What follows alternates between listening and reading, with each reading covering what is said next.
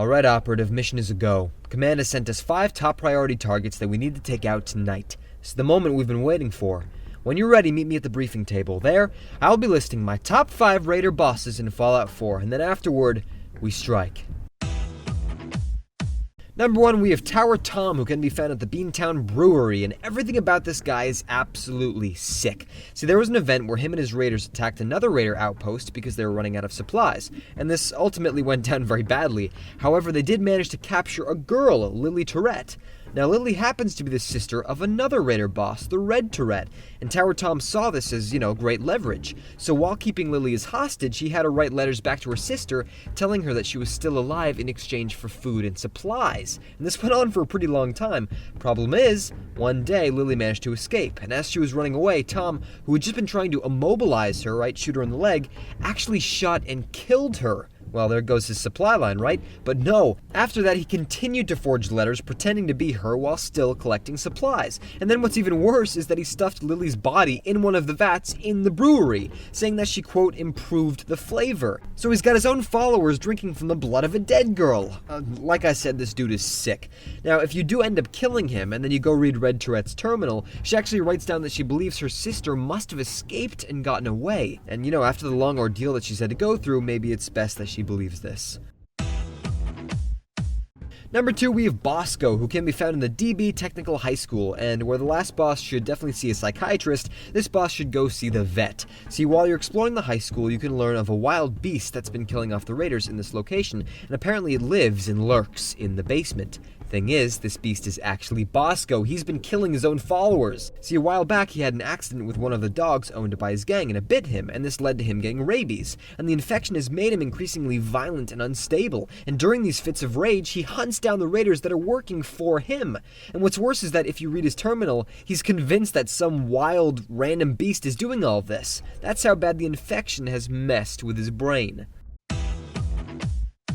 Number 3, we have Eager Ernie, who can be found at Easy City Downs, and here we have as much an entrepreneur as we do a ruthless killer. Yes, Eager Ernie is a Triggerman mob boss who's actually allied with a group of raiders to start up his own business, a robot racetrack. Yes, you heard that correctly. But you know what? He's actually a wonderful engineer as well. He fixes up these old robots, he gets them out on the track, raiders from all over the Commonwealth, they come and they place bets, and then he gets a big percentage of all the races, right? And he absolutely makes a fortune doing it.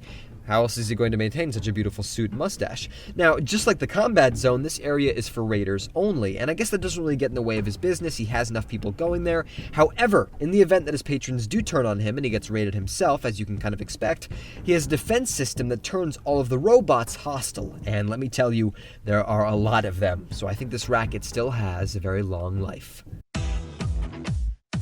Number 4, we have Sulley Mathis, who can be found at Thicket Excavations, and careful, manipulation is his forte. See, when you first find him, he seems just like a regular guy, and he's trying to repair this old generator that he found. And in order to do this, he sends you on this quest to essentially drain this flooded, large quarry.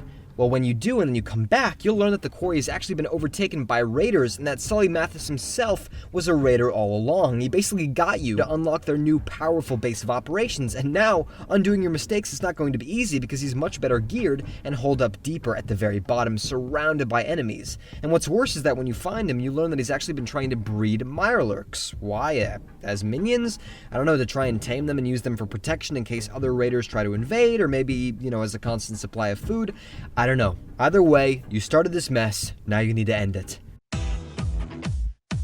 And number 5, we have Slag, who can be found at the Saugus Ironworks, and I saved him for last because from what I can gather, I believe him to be our most dangerous target. See, Slag is the leader of an entirely different breed of raider, the Forged, and they have an extreme obsession with fire and its destructive nature. They are especially dangerous people. Now, trying to join them is literally life or death. You have to go through a series of horrendous trials, and if you fail, you just get killed off. Even if you pass, it's like your life is constantly a burning wick, just waiting to go out. I mean, disobedience simply is not tolerated, and the punishments for it are dreadful, right? You can have your entire family tracked down and slaughtered, you can be fed molten iron, or most commonly, you can be tossed into what's called the Forge, and this is a huge crucible of burning metal that the group reveres as some kind of deity. I mean, it's a different kind of scary. And again, leading all of this is Slag, who has his own long list of murders.